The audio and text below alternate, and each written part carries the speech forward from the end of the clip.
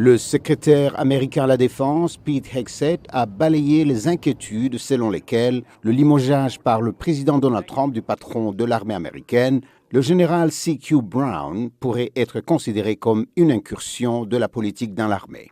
C'est le reflet de la volonté du président de s'entourer des bonnes personnes pour mettre en œuvre l'approche de la sécurité nationale que nous voulons adopter. J'ai beaucoup de respect pour C.Q. Brown. J'ai appris à le connaître au cours d'un mois. C'est un homme honorable, mais ce n'est pas l'homme de la situation.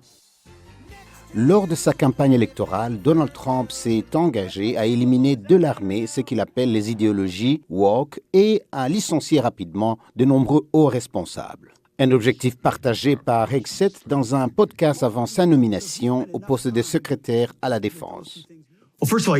Tout d'abord, il faut virer le chef d'état-major.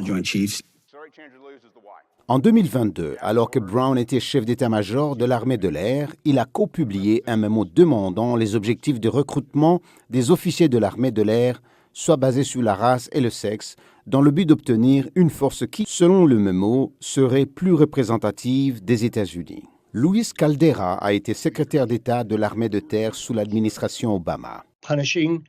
Punir des hauts responsables militaires parce qu'ils ont été nommés par l'administration précédente ou parce qu'ils ont appliqué les politiques de l'administration précédente, tout comme on s'attendrait à ce qu'ils appliquent les politiques de l'administration actuelle, c'est tout simplement inadmissible.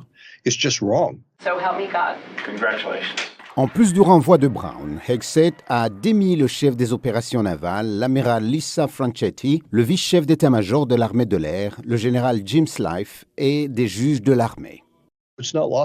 Il n'échappe à personne qu'ils ont renvoyé le seul Afro-Américain et la seule femme à avoir servi au sein de l'état-major interarmé.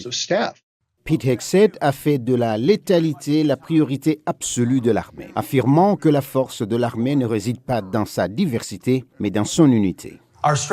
Notre force réside dans notre objectif commun, indépendamment de nos origines, de la façon dont nous avons grandi, de notre sexe et de notre race. M. Hegseth se rend mardi à Guantanamo Bay, à Cuba, pour voir les installations militaires américaines où sont détenus les sans-papiers. Le ministère de la Sécurité intérieure y détient 17 immigrants dans des installations militaires. L'administration Trump a détenu des dizaines d'autres migrants à Guantanamo avant de les expulser.